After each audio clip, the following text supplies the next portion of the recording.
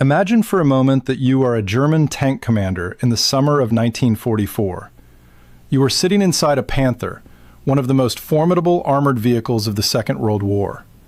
As you navigate the narrow, rubble-strewn streets of an Italian village or the dense hedgerows of Normandy, your eyes are scanning for one specific threat: enemy infantry.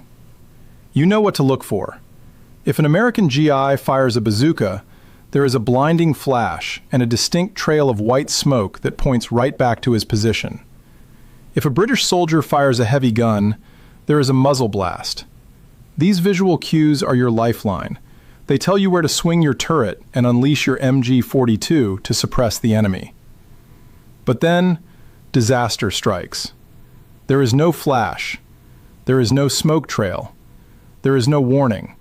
Just a dull, metallic thud, followed instantly by the catastrophic screech of molten metal tearing through your side armor.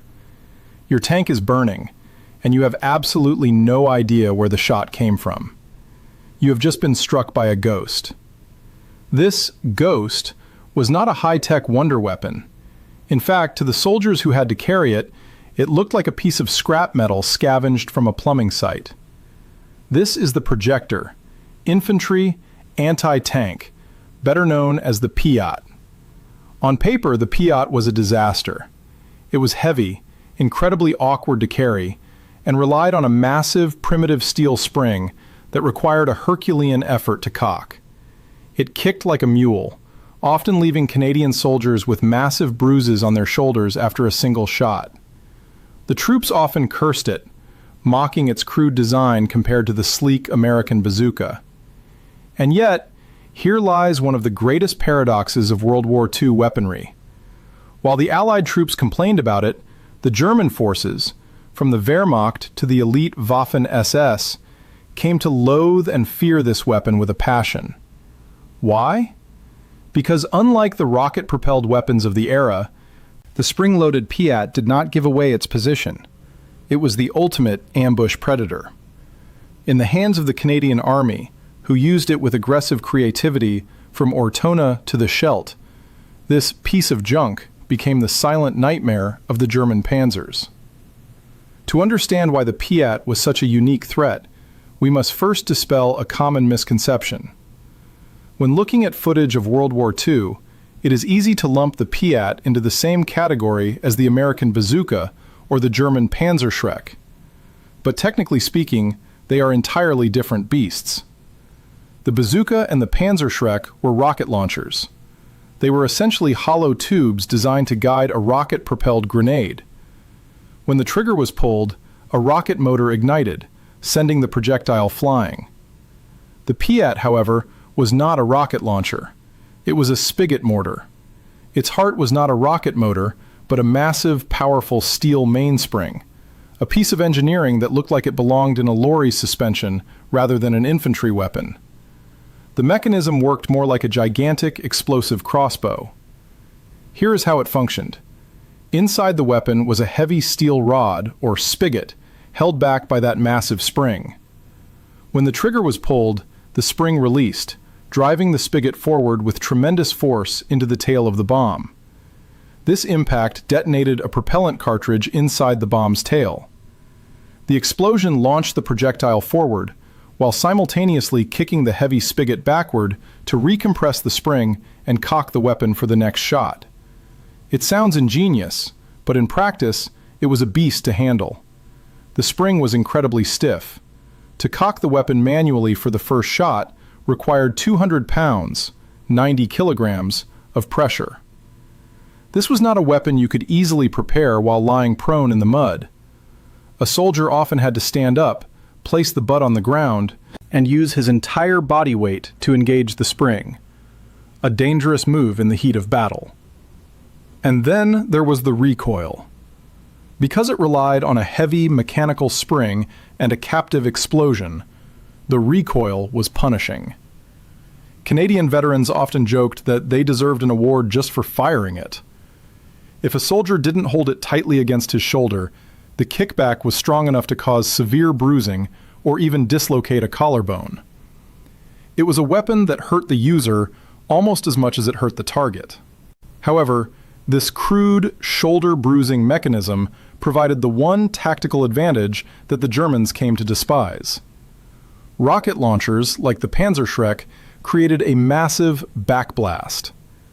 When a German soldier fired a Panzer, a jet of flame and gas erupted from the rear of the tube. This backblast did two things. First, it made it impossible to fire from inside a building or an enclosed space without killing the operator. Second, it kicked up a massive cloud of dust and smoke, instantly revealing the shooter's position to every enemy tank and sniper in the vicinity. The PIAT had no backblast. Because the explosion happened inside the bomb's tail and was absorbed by the spring mechanism, there was no jet of flame shooting out the back. There was no giant puff of white smoke. There was no muzzle flash. This meant a Canadian soldier could lie in the tall grass, fire a shot, and remain completely invisible.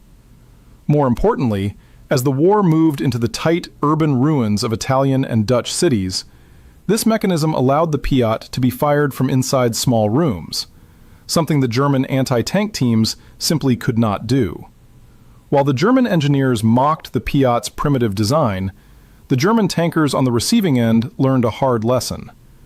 A crude weapon that you cannot see is infinitely more dangerous than a sophisticated one that reveals itself. If the open fields of Normandy were dangerous for tanks, the narrow, rubble-choked streets of European cities were a death trap. And it was here, in the claustrophobic nightmare of urban warfare, that the PIAT truly shone, and where the German forces began to truly despise it. Nowhere was this more evident than in the Battle of Ortona, often called the Stalingrad of Italy. This was a brutal, close-quarters fight, where Canadian troops fought house to house, room to room, against elite German paratroopers. In this environment, the German anti-tank teams faced a critical limitation.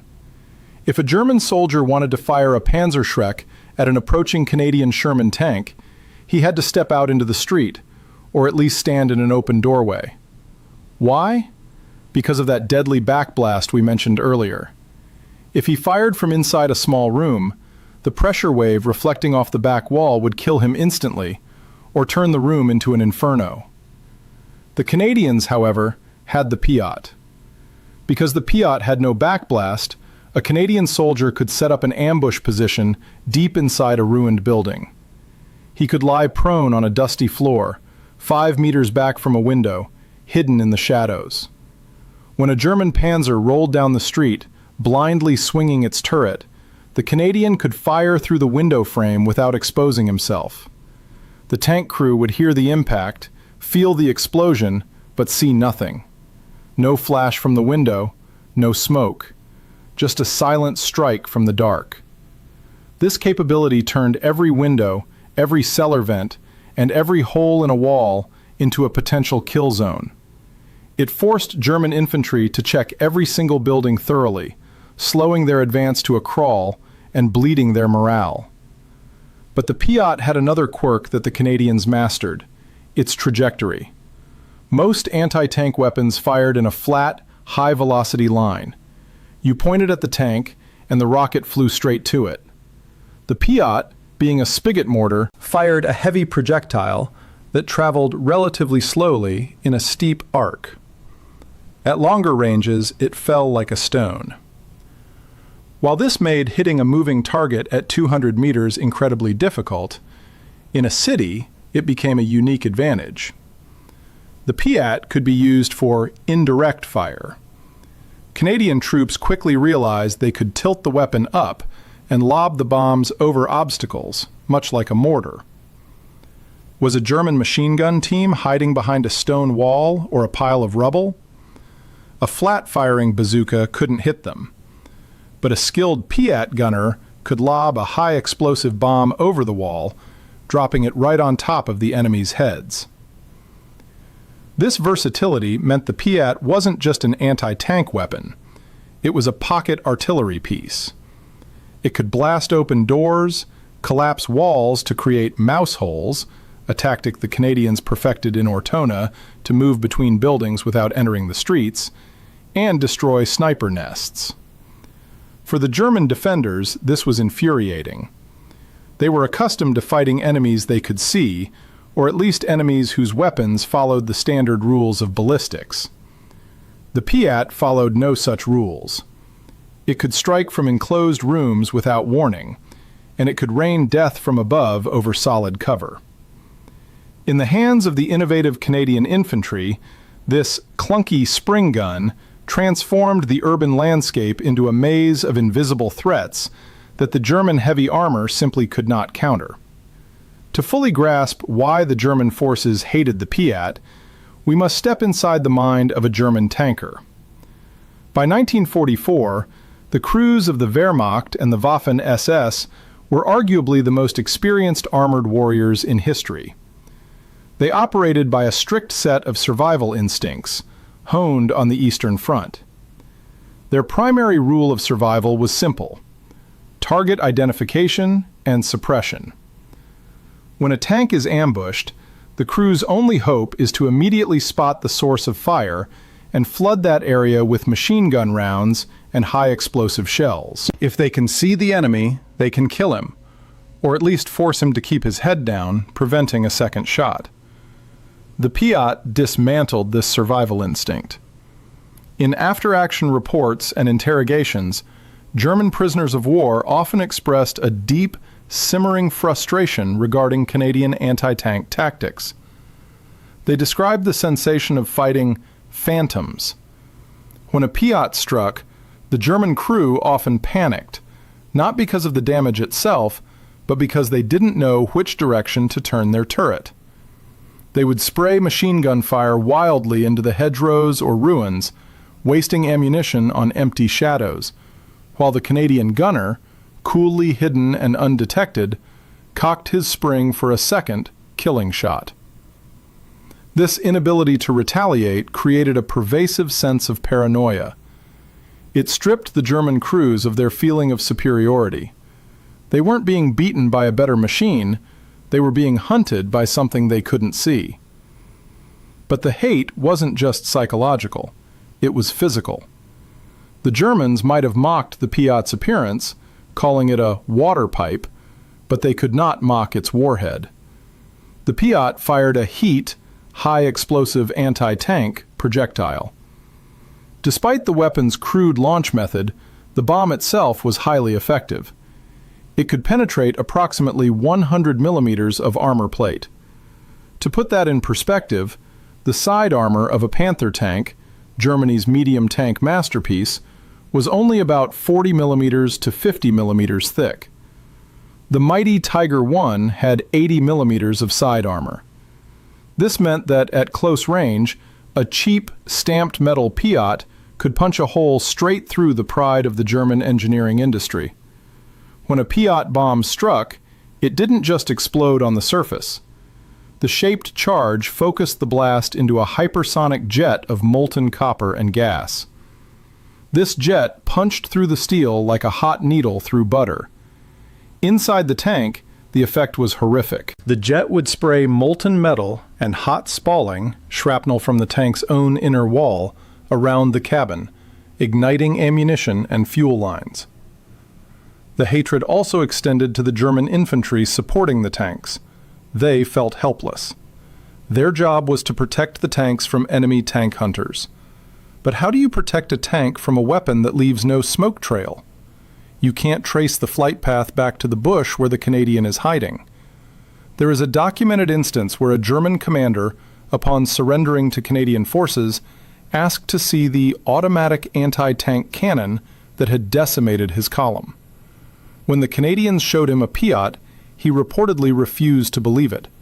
He felt insulted that his technologically superior machines had been defeated by a spring-loaded tube. This was the core of the German hatred. It was a professional resentment. To them, the PIAT felt unfair. It was an assassin's weapon, silent, deadly, and frustratingly effective in the chaotic, broken terrain of Western Europe. To truly understand why the Germans feared the PIAT in Canadian hands, we cannot rely solely on technical manuals. We must look at the men who wielded them. Because of the PIAT's heavy recoil, difficult cocking mechanism, and short effective range, it was not a weapon for the timid. It required nerves of steel. And no soldier exemplified this gritty courage more than Private Ernest "Smoky" Smith of the Seaforth Highlanders of Canada. On a rain-soaked night in October 1944, Smith's unit had crossed the River Savio to establish a fragile bridgehead. They were cut off, outnumbered, and digging into the mud. Suddenly, the distinct roar of Maybach engines pierced the storm. 3 German Panther tanks, supported by self-propelled guns and infantry, were advancing to crush the Canadians. A Panther tank is a terrifying beast. Its frontal armor is nearly impenetrable to most Allied weapons. To kill it with a PIAT, you cannot shoot from 200 meters away. You cannot shoot from 100 meters away. You have to get close. Suicidally close. As the lead Panther clanked down the road, sweeping the area with machine gun fire, Smoky Smith did not retreat. He grabbed his PIAT. While his comrades held their breath, Smith waited in a roadside ditch.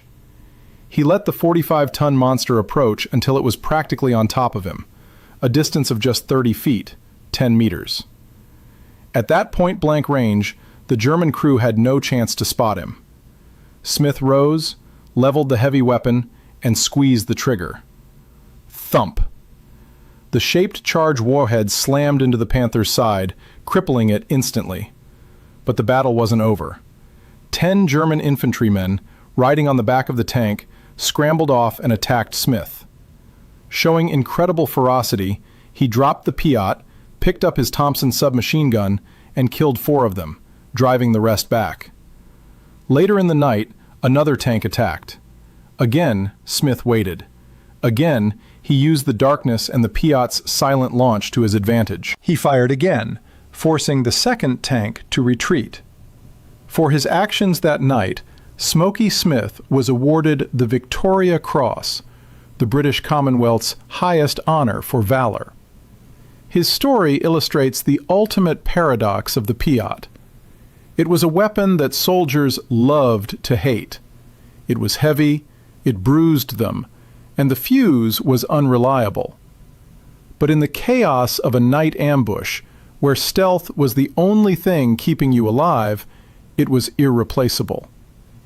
The Germans hated the PIAT because it empowered individual infantrymen like Smoky Smith to stand their ground against heavy armor. It turned the confident advance of a panzer division into a tentative, fearful crawl, where every shadow in a ditch could be hiding a Canadian with a spring-loaded pipe and a heart of iron. As the smoke cleared over Europe in May 1945, the PIAT began to fade from history. It was quickly replaced in the post-war years by the American bazooka and later the Swedish Carl Gustaf. By modern standards, the PIAT was an evolutionary dead end. It was heavy, it had a punishing recoil, and its loading mechanism was a nightmare for any soldier under fire. From a purely engineering standpoint, it was arguably one of the worst designed weapons of the war. And yet, looking back through the lens of history, we find an undeniable truth. It worked. The German Wehrmacht, a force that prided itself on technological superiority, on Tiger tanks, V-2 rockets, and jet fighters, found itself constantly frustrated by a simple steel tube and a spring. They hated the PIAT because it denied them the one thing they relied on most: predictability. They could predict a rocket's path. They could predict an anti-tank gun's position.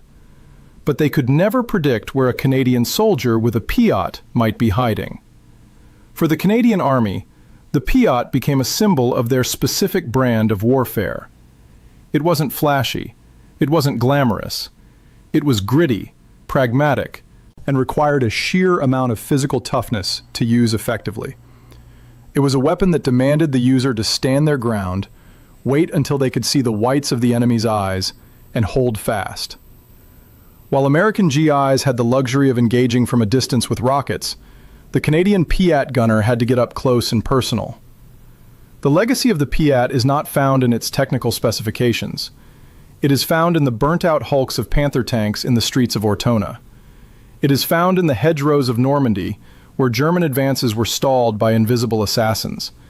And it is found in the Victoria Cross of Smoky Smith, who proved that a lone soldier with a spring gun could stop a blitzkrieg. The Germans hated it because it broke the rules. The Canadians used it because it won battles. In the end, the silent nightmare earned its place in history not by being the best weapon, but by being the right weapon at the right time.